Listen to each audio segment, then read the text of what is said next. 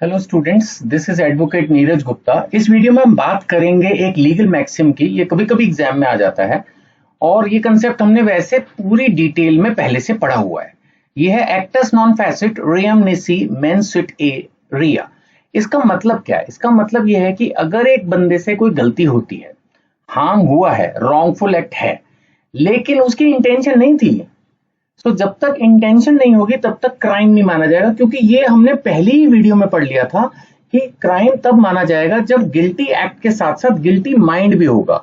Suppose guilty mind नहीं है तो गिल्टी एक्ट मतलब क्राइम नहीं माना जाएगा। That is the point.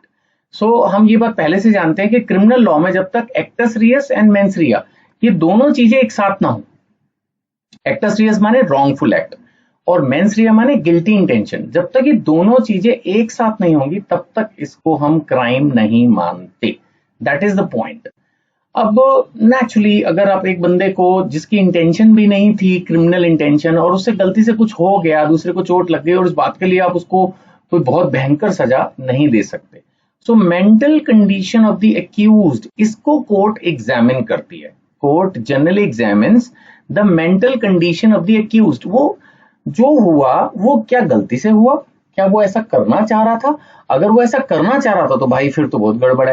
लेकिन अगर वो ऐसा नहीं करना चाह रहा था तो फिर कोई इतनी प्रॉब्लम नहीं है, हो गया, सजा तो फिर भी होगी। ऐसा नहीं है कि बोल दो जी मेरी तो क्रिमिनल इंटेंशन नहीं थी, अब तुमको चोट लग गई तो मैं क्या करूं।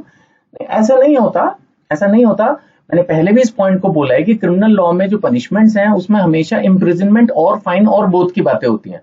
तो आमतौर पर ऐसे सिचुएशंस में जहां आपने प्रॉपर रीजनेबल केयर भी की, सब कुछ किया और आपकी कोई क्रिमिनल इंटेंशन भी नहीं थी, ये भी प्रूव हो जाता है, तो फिर देन एक फाइन लगाकर आपको छोड़ा जा सकता है, just like law of tort.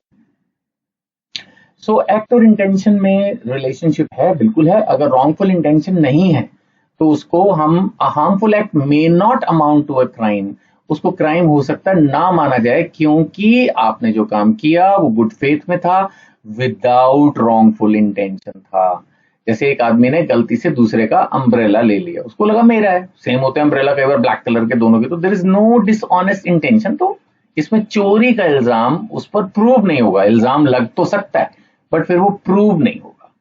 सो आमतौर पर जब तक इंटेंशन ना हो तब तक आपको कोई भी क्राइम या क्रिमिनल लॉ में लायबिलिटी नहीं बनेगी। हाँ, लेकिन हम पढ़ चुके हैं स्ट्रिक्ट एंड एब्सोल्यूट लायबिलिटी। आपको याद होगा मैंने बताया था कि अगर इंडस्ट्रीज हैजार्डियस एक्टिविटीज कर रही हैं, कोई पॉइजनस गैस सब्सटेंस में डील कर रहे हैं जो उन्होंने पानी में या हवा में छोड़ दिया, या कोई ब्लास्ट हो गया उनकी फैक्ट्री में जिसकी वजह से वर्कर्स या नियर बाय रहने वाले लोग या कोई और उनको नुकसान हो गया, तो फिर इंडस्ट्री के केस में, कमर्शियल एक्टिविटीज के केस में इंडिया में एब्सोल्यूट लायबिलिटी है। मींस आपकी इंटेंशन नहीं है, agreed, but still you may be liable and you may also be liable to pay compensation.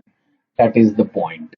तो ये उसके हिसाब से है कि यहाँ पर public safety, health, welfare laws, इनके हिसाब से अगर जहां इंडस्ट्रियल मैटर है और अगर वहां पर फिर क्रिमिनल इंटेंशन नहीं है, लेकिन फिर भी भाई देखो कहीं ना कहीं आप कितना ही प्रूव करो, बट मोर और लेस फिर उसको तब भी नेग्लिजेंस के पॉइंट पर तो माना ही जाएगा और लायबिलिटी खड़ी हो जाती है। ठीक है ना?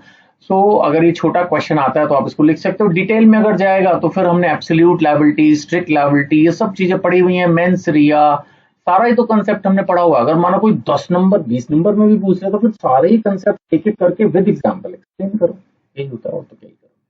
ठीक है जी? फिर भी कोई डाउट समझो तो इस नंबर पे व्हाट्सएप कर सकते हैं। Thank you.